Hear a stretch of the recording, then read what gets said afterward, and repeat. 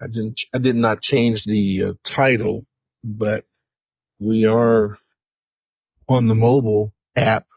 We're in a live stream. I I sent you an invite. So yeah, it's on the phone. But the invite might be, I don't know where the invite goes when you send it, but it's either going to go to your phone or to your email or something like that.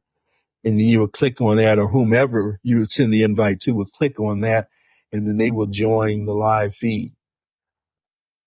Okay. Alrighty.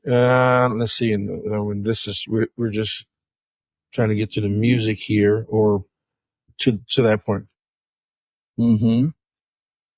Now, now on the while we're live streaming here, it does have at the bottom, looking at the mobile app, there is a provision for background music and that sort of thing. No, it's on the phone, the mobile app. And let's see here. And depending on the subject matter there might be no, because they are, it would probably be the same on the desktop as well, but it's just various genres of music, gospel, calm, energetic, happy, romantic, sad, etc. And then when you click on either of those categories, it's, whatever, either what you're trying to convey yourself, something that goes along with whatever the subject matter is, or just your particular, flavor, of music. Uh, oh, you talk now. We're talking post production or during your live.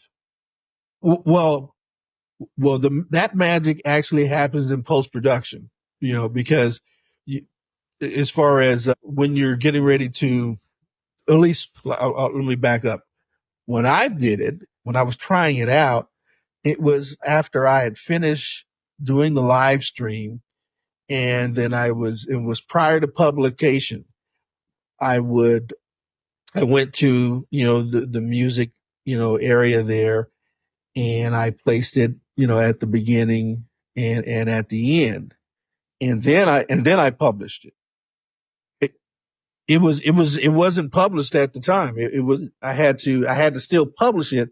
And I think there was an option to edit it, to edit the live stream itself. And, and let's see if I can duplicate it on the phone here. Oh, yeah. There's adjustments that you can make with the music as far as that goes. You talking about the beginning or the ending? Yeah. Yeah. There's adjustments that you can make. It's just at the beginning and the end. They're quote unquote intros and outros. So it's only for a few seconds or something like that. Like dun dun dun dun dun dun dun dun dun dun, and then it's you.